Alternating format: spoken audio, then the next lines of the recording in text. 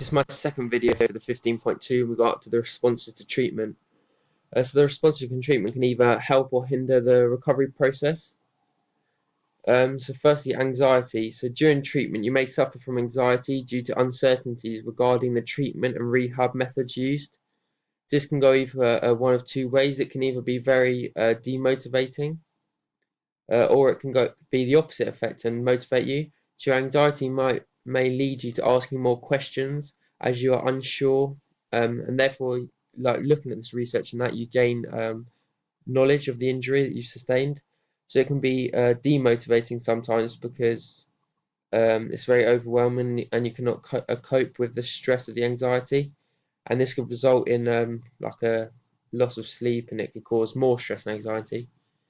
Next is frustration. So if you get frustrated, it can show how much you care. It shows your commitment to the sport and how much you love like training and competing.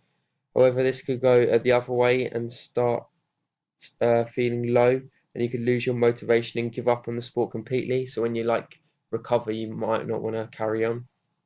Motivation. As this can help, as it can get you through the recovery and make the process feel quicker and easier. So if you're motivated, you're more likely to keep a positive mindset and set goals, like little goals that you can achieve to like get better. However, if you become too motivated, you might convince yourself you're ready to get back playing sport when in fact you're not, and this could lead to further injuries, which will result in you being even lot more out of the sport for even longer. And finally, goal setting. So these goals are going to be specific, measurable, achievable, realistic, and time-based. So if these goals are smart targets, smart goals, then it means the athlete is going to get somewhere in their recovery process. So short-term targets, so the short, medium, and long-term targets, they're all relevant in like the recovery process. So goal setting can be motivating, as it can make the athletes see that they're recovering, and their baby steps to getting better.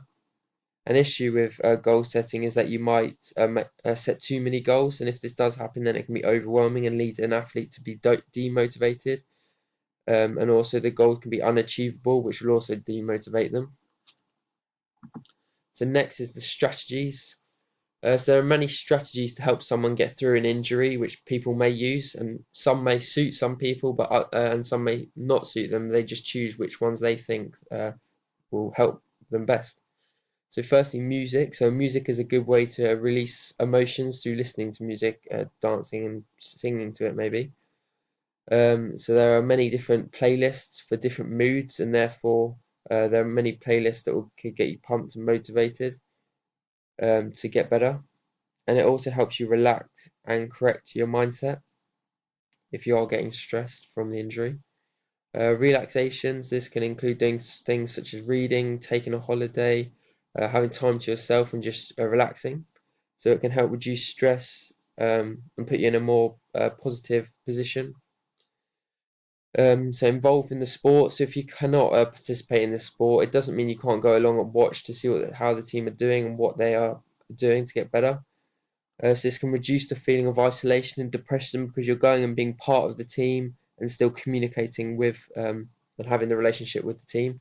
So it can also keep you in the routine of turning up to training, keep you motivated. So when you do return, it's not like new going back to training, you're still in that routine. And you can also take on added roles like coaching, analysing performance, and social media for the team. So you're still part of the team, even though you're not physically taking. Self-talk, so this can be you telling yourself you're doing a good job at the recovery process and keep it and doing well.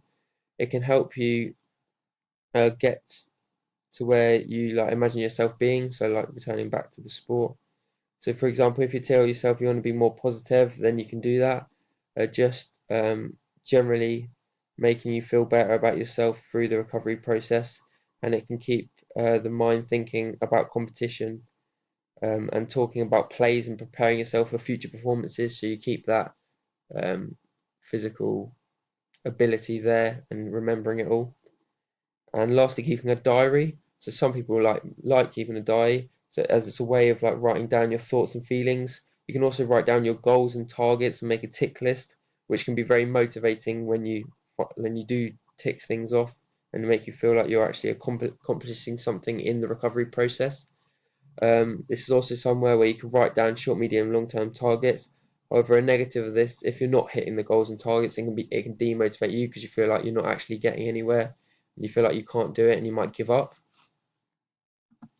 So, as looking at all this, I'm going to apply this to a real life scenario.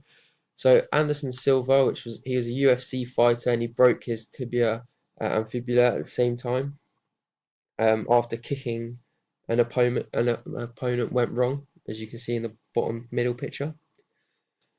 So the physiological responses during the injury, I think, firstly, he'd be in a lot of pain. So when the injury first happens, he'll be in high levels of pain as he's just literally broken his leg. As well, there'll be a lot of shock as this won't help the pain. So there'll be 2 to 3 days of extreme pain, I think. And then after that, it will slowly start to go down. Swelling. Sorry, this is just an overview of everything I'm just about to talk to. So swelling. So to protect the injury, an initial response of swelling will happen, and the wound will become inflamed, and this will last around 2 to 3 days approximately. There'll be no range of movements. This will last about 3 months plus. As the bone begins to heal, obviously there'll be a cast. There'll be no stability and strength, so the athlete will not be able to use the leg for a while as it's so sensitive and brittle. Therefore, I have to use crutches after finally getting out of hospital. So the physiological responses.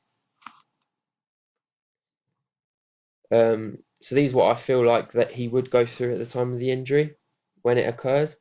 So firstly, fear. So when the injury first occurred, he's going to be fear of the unknown, as he won't know the true damage until someone has seen his leg. As well as this, he won't know how long he'll be out for, so he'll be fearful of that.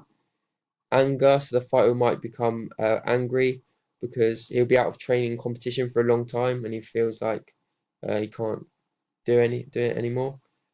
Next, denials. He'll try to deny the fact that he's injured, as he doesn't want to admit the severity of the injury, because it's actually a very severe, extreme injury. Next, frustration, because he knows that he'll not be able to deny the injury for much longer, and then he'll get frustrated at the person he was fighting as well as the person diagnosing the injury, as they're like both the people that gave the bad news and made him be out. Bargaining, so he tries to convince himself that he'll be able to fight soon, and tries to convince those around him that the injury isn't that bad as they think it is, but really it's very bad. Frustration, so the bargaining doesn't work as the severity of the injury soon becomes clear to the athlete. Now thinking about it, also acceptance, because they realise that the best thing to do is to start the recovery process and accept the fact that they're going to be out for a while. So after the injury occurs, he won't experience all the emotions of an injury in the stages of grief, but most of them, I've picked out the main ones I think he'll go through.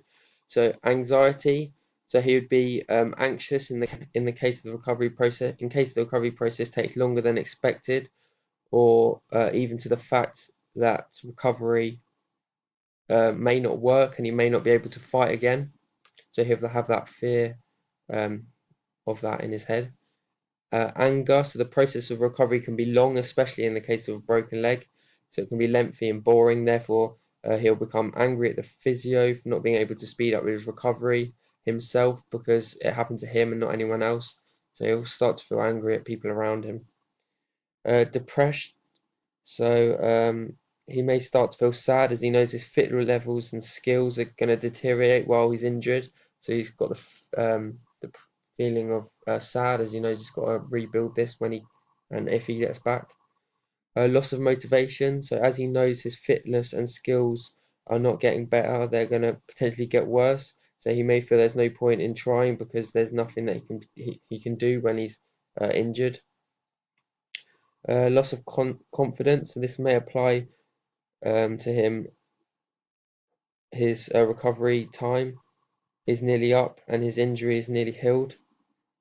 So at the end stage of physio and recovery, he may lose confidence as he's scared that he'll hurt his leg and may injure himself again. And he might not want to do that same kick that he did originally because he feels like he might do it again. and acceptance. So, however, he will accept the fact that he is injured and that his injuries coming to an end, and listen to professionals and what steps he should be taking to fully heal. So treatment responses. So firstly, anxious. So at the beginning, it may cause him some stress, and he may like lose sleep. However, once it's happened, he'll start to ask lots of questions as he's unsure of the process and the injury. Therefore, anxiety has caused him to gain knowledge of his specific injury that he sustained with his broken leg. Frustration, so this will show how much the fighter cares about his sport and fighting, and he becomes annoyed at the fact his fighting's going to be off for a long time, as he's going to be out. Goal setting, so he can make smart targets for himself, and when he achieves them, it'll be motivating, which will lead to motivation as he begins to make the process and recovery process work. Then it will motivate him, and the goals and targets he will achieve will also do that. And goal setting, so as he is motivated, he is making more and more targets for himself. However, if he gets too carried away, then he might make too many goals, and he might not achieve these, which could demotivate him and could lead to frustration. So as he stops making the progress and not achieving the goals, it may start to get overwhelming and demotivate him, which could also lengthen the recovery process. And lastly, strategies. So I think that I've just picked out a couple that he could use. Firstly, music I think would be a really important one for him, as he can express his emotions for boxing, and he can listen to upbeat music to help him feel pumped and start the recovery process and help it increase. And this would also be music that he'd be listening to during training, so he can stay in that mind frame of thinking about his performance and what moves he could make.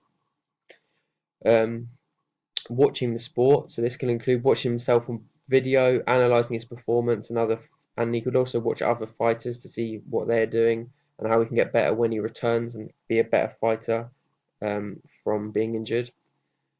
Diary I think would also be very important, so this is a good strategy for writing down his feelings and targets, and also his routine, as he'll feel like he's more structured and write down his daily lives, as write it down as if he wasn't injured, so he can stay to his routine as much as possible. Also relaxation, so he could like read a book, and this could be about the injury, so he's doing research into the injury as well as relaxing, and this could enable him to increase his knowledge, and also help him really.